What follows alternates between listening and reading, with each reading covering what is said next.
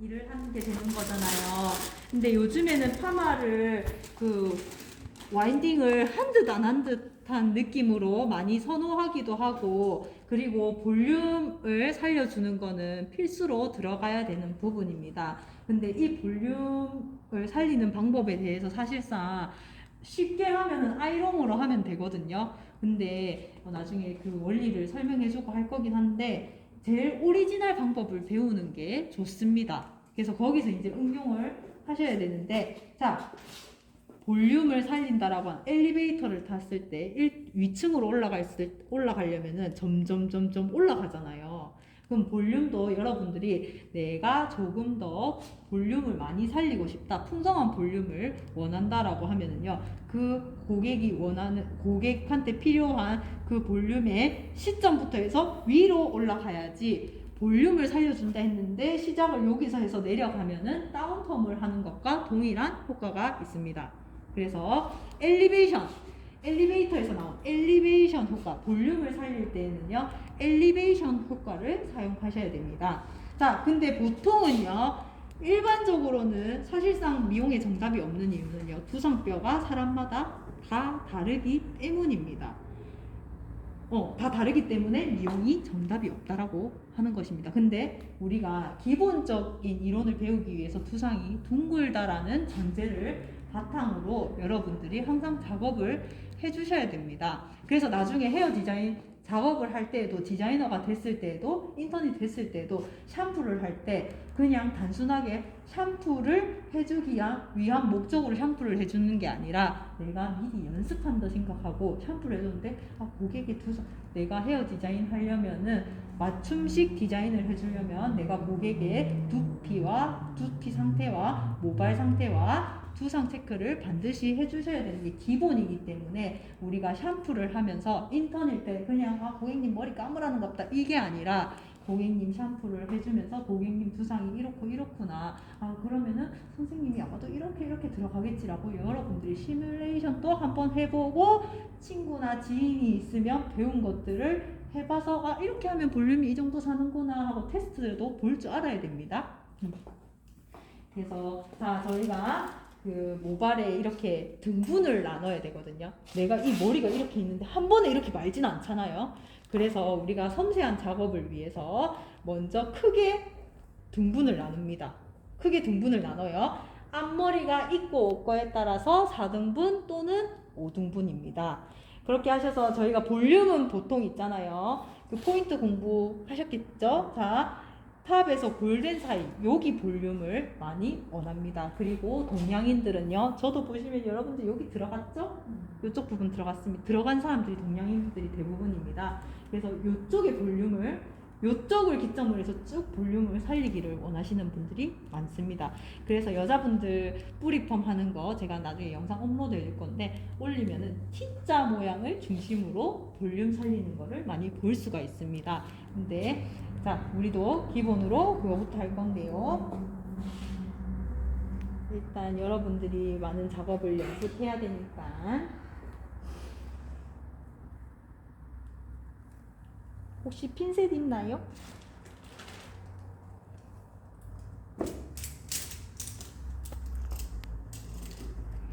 자, 여기서 여러분들 항상 연습은 어떻게? 연습은 뭐처럼? 실전처럼. 자, 근데 고객 머리 이렇게 찰싹 때리면 된다 안 된다 하다가 안 됩니다. 자, 그래서 머리 이렇게 하실 때 있잖아, 항상 실전처럼 하신다 생각하고 이렇게 뒤로 넘겨주세요. 고정해주세요. 자, 그리고 지금은 이 사람이 말을 못하니까 당겨도 막 이런 아프다 소리 안 하는 데 있잖아요. 항상 고객님이라 생각하고 사람이라 생각하고 해주세요. 어떤 친구 열받던 막 이래 때리더라고. 안 돼. 자, 이렇게 하시고, 자, 화학적 작용이잖아요. 그러면 이렇게 계속 돌리면 어떻게 되나? 얘들아, 머리 이렇게 계속 돌리면 어떻게 돼? 실제로 약재를 도포했다고 생각하면 화학적 작용이 일어나는 거잖아요. 그러면은 물리적으로 내가 자꾸 텐션이 뭐니? 힘을 주는 거예요. 모발을 잡아당겨. 그러면은 얘가 화학적인 그게 없을 때는 풀려도 아무 이상이 없는데, 약재를 발랐는데 내가 계속 이렇게 하잖아요. 머리 늘어납니다. 화학적 반응 그거 돼서. 그러면 머리가 손상되겠죠. 그리고 샴푸를 할 때 샴푸 하라 했는데 막 손바닥으로 다 비벼. 된다 안 된다? 자, 왜 안 돼? 왜 안 돼? 이렇게 비비면 어떻게 돼? 얘들아, 이렇게 비비면 어떻게 돼? 비비면 어떻게 해야 돼? 자, 봐봐. 내가 손바닥에 이걸 엄청 막 이렇게 했어. 이렇게 했잖아. 어떻게 돼? 정전기 생기고 또 얘들아 이거 해봐. 지금 어떻게 되는지. 그럼요. 인위적으로 열을 발생시키면서 머리카락이랑 마찰을 일으키면서 열까지 발생시키니까 모발은 열에 쉽게 변하는 성질인데 열을 적당히 주면은 클리닉이 잘 침투되고 파마가 건강하게 잘 나오는데 내가 그 이상으로 이렇게 하면은 머리카락이 큐티클층이 벗겨지고 상해지고 손상되는 지름길입니다. 그래서 여러분들이 하는 이런 행위들이 미리 지금부터 연습을 해야 돼. 처음에 이제 막 하라니까 애들이 막 자꾸 이렇게 꼬고 있더라고. 그래서 될 일이 아닌데. 근데 첫 단추 잘 잠그라는 말이 있잖아요. 첫 단추 맞죠? 한번 이거 삐끄덕하면은 그 위에 단추 제대로 안 되면은 안 돼. 그래서 여러분들이 연습을 실전처럼 해서 이렇게 해주세요. 머리. 자, 그러면은요, 우리가 초록색 고무줄 있으면 너무 좋은데 없으면 그냥 고무줄 주세요. 자, 얘들아, 와인딩 할 때 브로킹 나누고 섹션을 뜨거든요. 이 섹션의 기준은 뭐가 될까? 딩동댕. 로트의 지름과 폭만큼 설정해 주시면 되는데, 자, 로트의 지름 이까지 채우면 안 됩니다. 로트에서 이 양쪽 있죠? 이거 들어가는 부분.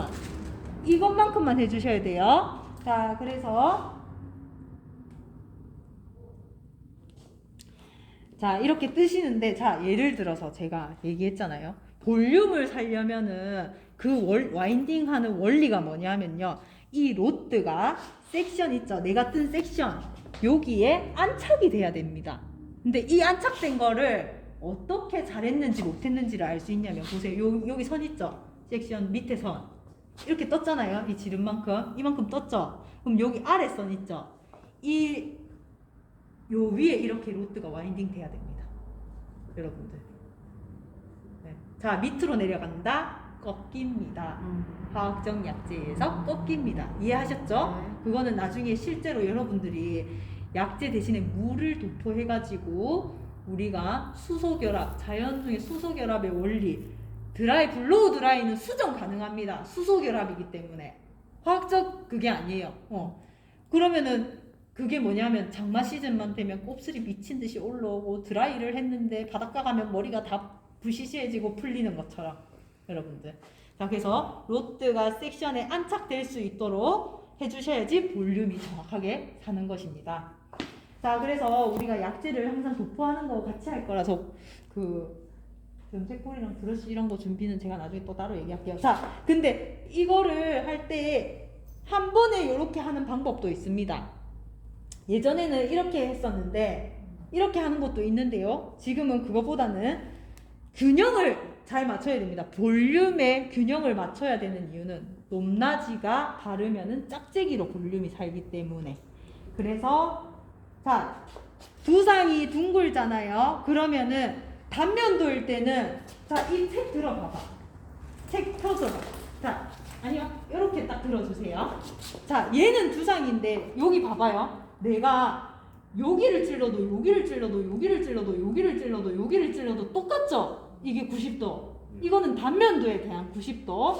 자, 두상이 어때요? 이렇게 둥글죠? 봐봐, 이 두상을 봐. 이렇게 됐잖아요. 이렇게 되잖아요, 두상이. 자, 그러면은 90도 하라 했잖아요. 단면도일 때는 위에 찌르든 아래 찌르든 똑같잖아요. 근데 어때? 90도 올라갑니다. 그래서 여러분들이 나중에 시술하는 각도를 적으실 때 시술하는 각도를 뭐라 한다? 시술각이라 합니다. 시술각을 두상으로부터 90도로 해주셔야지 로트가 섹션에 안착이 되어서 볼륨이 삽니다. 근데 여기서 또 주의해야 될 사항, 그거는 두상에 대해서 90도로 했는데, 그러면은 두상에 대해서 90도로 안착이 되려면은 실제로는 얼마만큼의 각도를 들어야 되나요? 조금 더 지나. 그럼요. 훨씬 더 지나서 올려야지 이렇게 됩니다. 두상으로 90도는 이렇게 돼야 되는데 와인딩 할 때 여기서 와인딩하면 꺾여요. 그 이상으로 가야지 제자리에 들어갑니다. 제자리에. 네. 자, 그래서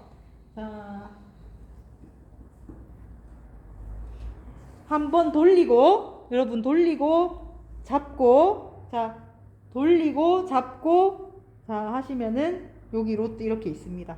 이렇게 되는 친구들도 있거든요. 그럼 이러면 어떻게 한다? 잡고 쭉 당겨, 쭉 당겨.